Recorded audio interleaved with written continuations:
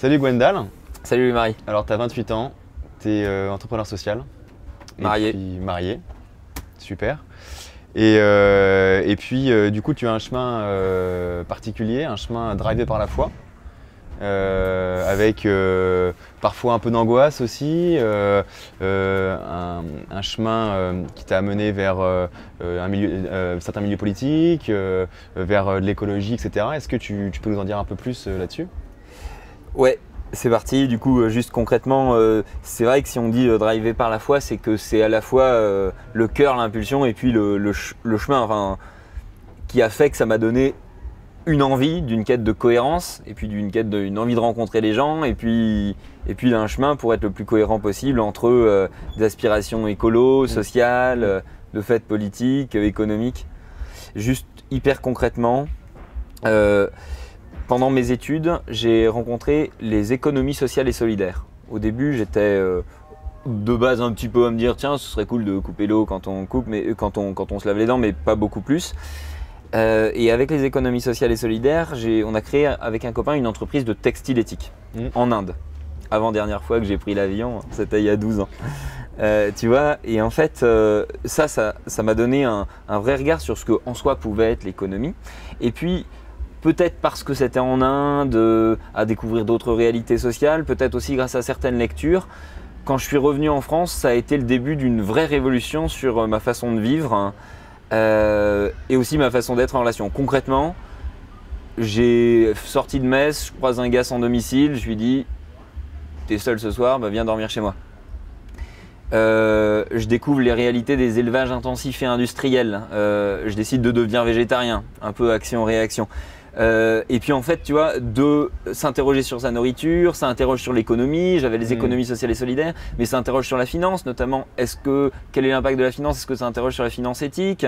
Et puis de la finance éthique, tu en viens à te dire, après tout, comment je me suis habillé? Et puis l'ensemble te mène à les conditions d'éthique en général, et puis d'éthique de bioéthique. Et puis pour te donner une petite référence toute simple, je me retrouve à 2 manifestations qui ont exactement le même slogan, non à la marchandisation du vivant. T'en as une, c'est la marche contre Monsanto, évidemment, et l'autre, c'est la manif pour tous. Et du coup, tu vois, je me retrouve dans des mondes un peu complètement, des gens qui se parlent vraiment pas, et pourtant des mondes que je côtoie, voilà, tout simplement. D'où une quête de cohérence, pourquoi je devrais changer et qu'est-ce que je fais concrètement pour changer, et puis une quête de relation, c'est-à-dire je me retrouve avec des gens de divers bords. Et du coup, comment est-ce que tu as fait avec ces milieux qui s'opposent? Parce que clairement, on peut dire ça, il y a des milieux qui s'opposent. Et du coup, comment est-ce que tu fais toi pour créer la rencontre? Parce que tu es là un peu au milieu à essayer de chercher une cohérence. Et du coup, comment tu fais concrètement pour… En fait, c'est pas des milieux qui s'opposent, c'est des milieux qui se connaissent pas. D'accord. Je peux te donner un exemple hyper concret. Vas-y. Tu as des gars qui vont se dire, j'ai pris le nom à la marchandisation du vivant, mais par exemple, je pourrais prendre un thème hyper d'actu, la procréation médicalement assistée. Il y a des écolos qui vont s'interroger sur la procréation médicalement assistée sur les animaux, et puis si on remonte un peu en avant, la façon dont l'être humain va modifier ses plantes, notamment en créant des hybrides F1, puis des OGM, puis de la mutagénèse, enfin tu vois. Et de l'autre côté du spectre, ils vont pas forcément s'interroger sur et l'être humain quand il modifie le génome, est-ce que c'est pas un peu chelou? Ils vont s'interroger, mais à ce moment-là, ils vont dire oui, mais si ça peut enlever des souffrances. Et de l'autre côté, si on prend la vision plus chrétienne des choses, c'est des gars qui vont vraiment dire l'humain d'abord. C'est marrant, c'est le titre de Mélenchon de son livre, tu vois. Mais ils vont dire l'humain d'abord, et donc, eh bien, l'être humain ne doit pas modifier le génome, ne doit pas, sur la procréation médicalement assistée, changer la loi naturelle. Or, c'est l'argument de la loi naturelle qui est… Donc en fait, c'est pas des mondes qui s'opposent, c'est des mondes qui se connaissent pas et qui gagneraient hyper à se connaître. Et donc en fait, le lien n'est pas très difficile à faire. Il suffit juste de s'assumer tel qu'on est, d'un côté catholique avec les écolos, et de l'autre côté écolo avec les catholiques, le tout en fait n'étant absolument pas opposé, bien sûr. Alors concrètement, comment est-ce qu'on vit sa foi et l'écologie? On vit sa foi, en fait, comme disait ce bon grand Pier Giorgio Frassati, on ne peut pas être chrétien et vivoter. C'est-à-dire concrètement, aujourd'hui, on doit changer de paradigme de nos façons de vivre. On doit rentrer dans un paradigme où il faut se poser la question comment on peut vivre de façon à ce que tous puissent vivre de façon décente. Mais c'est la foi entraîne ça. Au contraire, dans le monde de la tolérance, on n'est pas obligé de se dire comment tous peuvent vivre de façon décente, puisque tout le monde peut tolérer l'ensemble des comportements. La foi donne quelque chose d'autre, elle donne une perspective de bien commun, de ouf, tu vois, pour contribuer à bâtir un monde meilleur. Donc hyper concrètement, il y a des choix de fait qu'un certain nombre de personnes considèrent comme radicaux. En fait, on pourrait dire François d'Assise, ça oui, c'est radical. En fait, il n'y a pas besoin peut-être d'être aussi radical. Il suffit par exemple de décider de jamais prendre l'avion, notamment pour des vacances ou autre, peut-être sur plan professionnel, on peut. Mais dans ces cas-là, sobriété, efficacité, compensation. Donc, ne jamais prendre l'avion. Ne jamais consommer de chair animale issue des élevages industriels et globalement manger peu d'animaux, manger bio, local, de saison, s'interroger sur notre façon de se vêtir. Est-ce que c'est fait à côté de chez moi? Voilà. Où est-ce que j'ai mis mon épargne? Eh ben, tac, l'épargne dans l'épargne solidaire, tu vois, et laisser en fait progressivement tous les champs de sa vie être évangélisés. Ça, c'est pour les choix un peu qui sont passés de certains choix radicaux à certains choix du quotidien. Dans le quotidien, c'est comment on s'organise pour réduire ses déchets. En fait, là, il faut cuisiner notamment pour réduire ses déchets au quotidien. Mais attends, pardon, hein, mais juste, c'est quand même hyper contraignant. C'est-à-dire que dans le monde dans lequel on vit, mettre toutes ces petites règles au fur et à mesure, du jour au lendemain, on ne peut pas changer comme ça. Et... Oui, et est-ce que tu t'es pas dit, c'est difficile d'être chrétien dans le monde aujourd'hui? Et bien de la même façon, c'est pas facile dans une société qui a ce paradigme de la consommation, c'est pas facile de proposer un autre paradigme.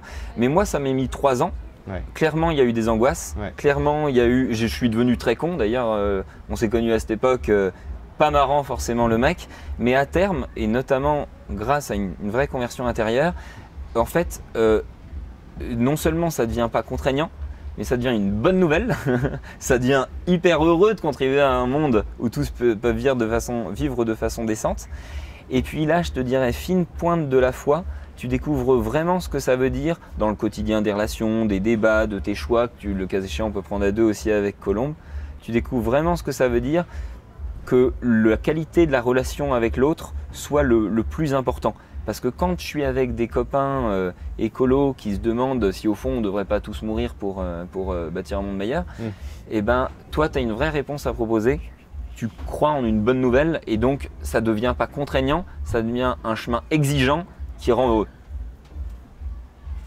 Ok, super. Good point. Ok, juste Louis-Marie, je te remercie beaucoup pour l'interview, permet de dire les choses franchement, hyper sympa. La question que j'aimerais te poser, c'est au vu de ça, est-ce que ça te donne concrètement envie d'agir dans ton quotidien? Wow, ouais, bonne question, hein.